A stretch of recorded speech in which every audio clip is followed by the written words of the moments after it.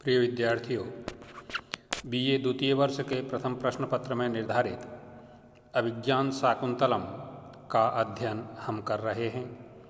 तृतीय अंक का पाठ चल रहा है। तृतीय अंक में हम पहले पढ़ चुके हैं कि राजा दुष्यंत शकुंतला को देखकर उसके प्रति आकृष्ट होता है। शकुंतला भी राजा के रूप और गुणों को देखकर उसके प्रति आकृष्ट हो जाती है और काम ज्वर से पीड़ित हो जाती है। उसकी सखियाँ उसके दुख को दूर करने का प्रयास करती हैं और जब ये पता चलता है कि वह काम ज्वर से पीड़ित है तो उसकी सखियाँ उसे प्रेम पत्र लिखने के लिए सलाह देती हैं।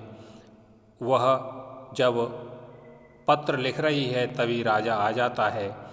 दोनों सखियाँ वहाँ से चली जाती हैं और दोनों का मिलन होता है। उसके बाद की जो कथा है अब यहाँ से प्रारंभ हो रही है। शकुंतला कहती है मुझे छोड़िए। राजा कहता है मैं छोड़ूंगा। और फिर शकुंतला कह रही कब छोड़ोगे? तो राजा कह रहा है अपरीक्षित कोमलस्य यावत् कुसुमस्येव नभस्य षट्पदेन अधरस्य पिपासिता मया ते सदयं सुंदरी गृह्यते रसोस्य। हे सुंदरी, जिस प्रकार नवीन पुष्प का रस आस्वादित करने के उपरांत ही भौरा उसे छोड़ता है, उसी प्रकार पिपासिता मया तुम्हारे प्रेम के प्यासे मेरे द्वारा तुम अधरस्य रसोस्य इस अधर का रस पान करने के उपरांत ही मैं आपको छोड़ूंगा। इति मुखमस्या समुन्नयितुमिच्छति। ऐसे शकुंतला का मुंह ऊपर की ओर उठाता है, लेकिन शकुंतला उसे दूर कर देती है। हे सुंदरी, यावत् षट्पदेन अपरीक्षत कोमलस्य नवस्य कुसुमस्य एव। जिस प्रकार षट्पदेन भौरे के द्वारा अपरीक्षित अनास्वादित और सुकुमार कोमल नवीन कुसुम का रसपान किया जाता है, उसी प्रकार पिपासिता मया प्यासे मेरे द्वारा ते तुम्हारे अपरिचित कोमलस्य सर्वथा नवीन अनास्वादित और कोमल अधरस्य रसः अधर का रस सदयं गृह्यते दयापूर्वक दया भाव से ग्रहण किया जा रहा है। तो ये इस रस को ग्रहण करने के उपरांत ही मैं तुम्हें छोड़ूंगा। जिस प्रकार भौरा जब फूल पर बैठा होता है, उस रसपान के मध्य वह किसी भी प्रकार उसे नहीं छोड़ता। यही भाव यहाँ पर दुष्यंत अपने श्लोक के द्वारा कथन कर रहा है।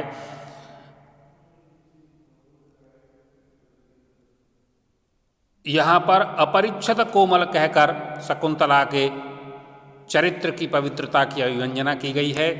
दूसरी तरफ राजा के द्वारा शकुंतला के साथ गंधर्व विवाह की सूचना भी इसमें प्राप्त हो जाती है।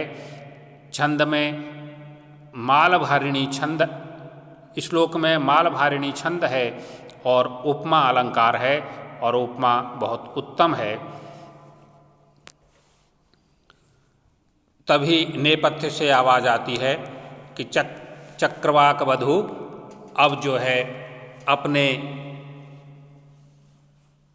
सहचर को तुम बुलाओ, क्योंकि यानी अब तुम अपने सहचर को छोड़कर चलो, क्योंकि अब रात्रि होने वाली है। शकुंतला तुरंत कहती है हे पुरवंशी, तुम यहाँ से तुरंत चले जाओ। मेरे शरीर की व्यथा को जानकर गौतमी इधर ही आ रही हैं। राजा ओटक में हो जाता है, छिप जाता है। दोनों सखियों के साथ गौतमी वहाँ आती हैं और उसे दर्भ उदक कुशा के जल से के सिंचन से कहती हैं कि बेटी तुम्हारा इससे संताप कम होगा। शकुंतला कहती है कि मेरा अब स्वास्थ्य कुछ ठीक है।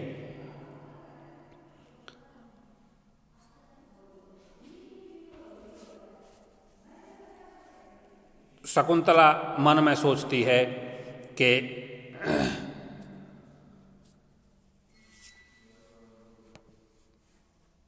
कि पहले ही सुखपूर्वक मिले हुए मनोरथ के समीप आने पर तूने अपने संकोच को नहीं छोड़ा और अब पश्चाताप सहित वियुक्त होने पर तुझे दुख क्यों हो रहा है।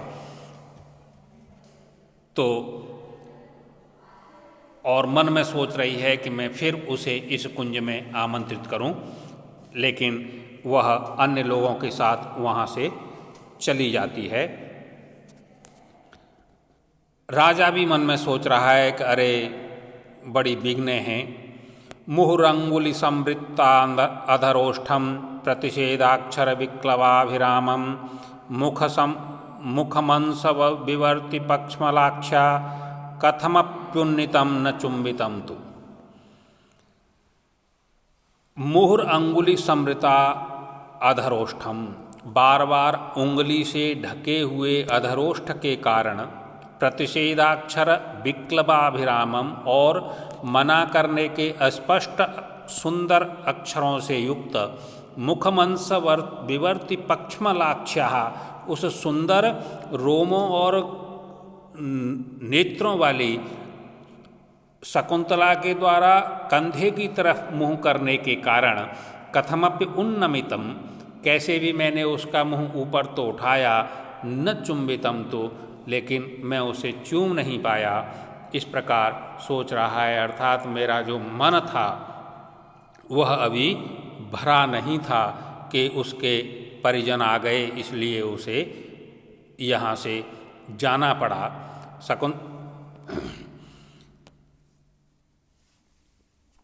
राजा वहीं पर खड़े होकर के दीर्घ निश्वास लेता है। इस श्लोक में जहाँ पर राजा अपने असंतोष को व्यक्त कर रहा है कि अभी मेरा मन तृप्त नहीं हुआ था, वही भाव शकुंतला ने भी व्यक्त किया। और इस श्लोक में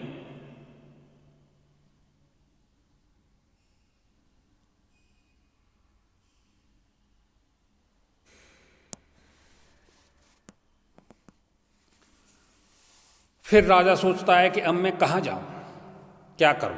फिर कहता है कि अरे मेरी प्रिया ने जिस लता कुंज का उपभोग किया है उसमें ही थोड़ी देर ठहरता हूँ, इसकी सुंदर स्मृतियाँ मुझे सुख प्रदान करेंगी।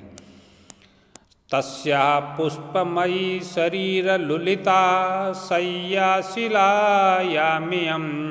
क्लांतो मनमथलेख एष नलिनी पत्रे नखैरर्पितः हस्ताद्भ्रष्टमिदं विषाभरणमित्यासज्जमाने क्षणो निर्गन्तुं सहसा न वेतसगृहात् शक्नोमि शून्यादपि।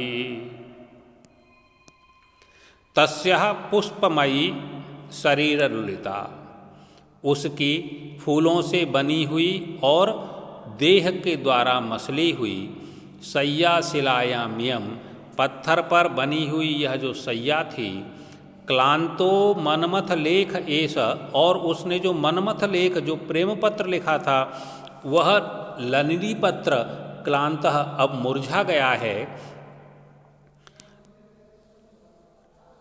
नलिनी पत्रे नखैरर्पितः, नलिनी के पत्र पर नखों के द्वारा लिखा हुआ मनमथ लेख क्लांतः अब मुरझा गया है। हस्तात् भ्रष्टमिदं विषाभरणमित्यासज्जमाने क्षणो, और यह हाथ से फिसला हुआ कमलनान का आभूषण भी यहाँ गिरा हुआ है। इत्यासज्यमान क्षणों, इस प्रकार इन सब वस्तुओं में आसक्त नेत्रों वाला मैं शून्यादपि वेतस गृहात, इस शून्य वेतस ग्रह से जाने में निर्गंतुम सहसा न शक्नोमि, एकदम यहाँ से नहीं जा सकता हूँ। इसकी जो स्मृतियाँ हैं, इसके जो कोमल भाव हैं वो मेरे हृदय में अब भी हैं, तो मैं कुछ देर यहीं बैठकर उनका आनंद लेता हूँ। ऐसा कहकर राजा वहीं बैठ जाता है। इस श्लोक में शार्दूल विक्रीडितम छंद है और विभावना अलंकार है, विशेषोक्ति अलंकार भी है। राजा वहीं बैठा हुआ है, तभी आकाश से ध्वनि होती है, सायंतने सवन कर्मणि संप्रवृत्ते वेदिं हुतासनवतिं परितः प्रयस्तः छायाश्चरन्ति बहुधा भयमादधाना संध्यापयोदकपिशा पिशितासनानाम्। सायंतने सवन कर्मणि संप्रवृत्ते, राजन सायकाल के हवन आदि कार्य के प्रारंभ होने पर वेदिम हुतासनवतिम, और वेदी के मध्य अग्नि संधान करने के उपरांत परितः उसके चारों ओर प्रयस्ताः व्याप्त हो गई हैं। कौन व्याप्त हो गई हैं? पिशितासनानाम, संध्योपयोदक पिशाः पिशितासनानाम, संध्याकालीन मेघों के समान पीले वर्ण की भयमाददाना, भय देने वाली छाया चरंती, छाया चारों ओर घूम रही हैं।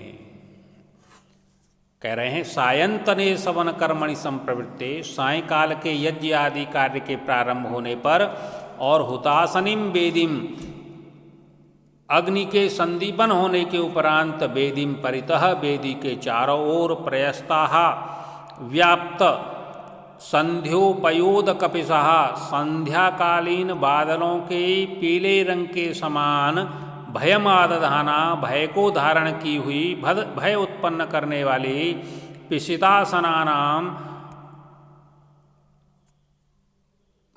जो मांसाहारी राक्षस हैं उनकी छाया चरंती, उनकी छायाएं भ्रमण कर रही हैं। इति तृतीयो अंक। राजा कहता है अयम अहम आगच्छामि, अरे ऐसा है मैं तुरंत आता हूँ। तो राजा आश्रम वासियों की रक्षा के लिए तुरंत वहाँ पहुँच जाता है। इति तृतीयो अंकः, यहाँ पर तृतीय अंक पूर्णता को प्राप्त होता है। अब चतुर्थ अंक का पाठ हम पढ़ेंगे, वो अगले वीडियो में पढ़ेंगे। धन्यवाद।